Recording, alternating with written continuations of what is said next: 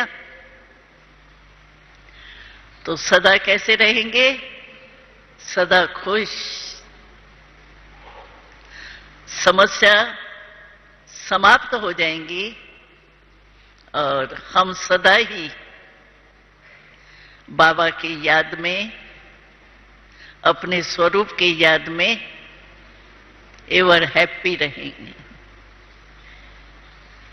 तो ओम शांति शब्द का इतना महत्व है, ये सदा ध्यान में रहे। क्योंकि मुरली तो हम सभी सुनते ही है, तो मुरली में पहला पहला शब्द क्या होता है? ओम शांति। तो ये एक भी अर्थ से याद रखे ना, तो हमको मेहनत नहीं करनी पड़ेगी, बहुत सहज लगेगा। तो बाबा कहती है, बाबा कहता है मुझे एक बात बच्चों की अच्छी नहीं लगती है। एक बात कौन सी पता है?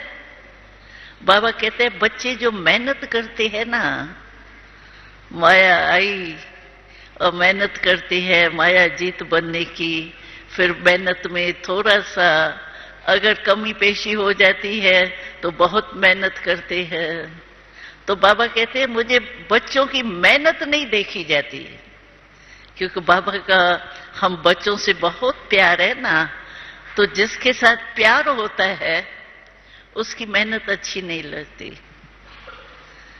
तो एक ओम शांति शब्द अर्थ से अगर हम याद रखें तो हम मेहनत के बजाय, हिंदी में शब्द एक है मेहनत, दूसरी है मोहब्बत, प्यार।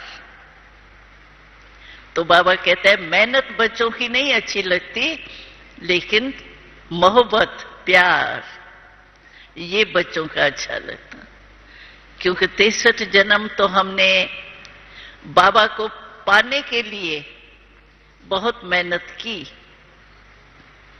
तो बाबा कहता है कि आधा कल्प आपने मेहनत की, और अब भी जो संगम युग है ये है मोहब्बत का युग। इस युग में ही आत्मा को परमात्मा की प्राप्ति होती, परमात्मा प्यार की प्राप्ति होती है। तो संगम युग में भी अगर बच्चों को मेहनत ही करनी पड़े तो संगम युग का महत्व क्या हुआ? इसीलिए बाबा आएगा तो आपका चेहरा कौन सा देखेगा? प्यार में समाई हुई शिकलियां देखेगा ना बाबा? हाँ, पक्का पक्का। मेहनत का चेहरा नहीं, मोहब्बत का चेहरा।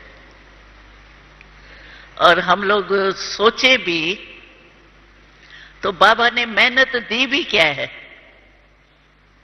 जिससे प्यार होता है, जैसे अभी गीत बजा कि बाबा ही मेरा संसार है। तो आप देखें कि हमको सारे दिन में जो भी याद आती है तो संसार में जो है वो ही बातें तो याद आती है। संसार में क्या होता है? संबंध होता है, और जो साधन है वो होते हैं प्राप्ति के। तो बाबा ही मेरा संसार है, तो संसार के सिवाय और क्या याद आएगा? सर्व संबंध हमारे बाबा के साथ जुट गए हैं ना, सर्व संबंध।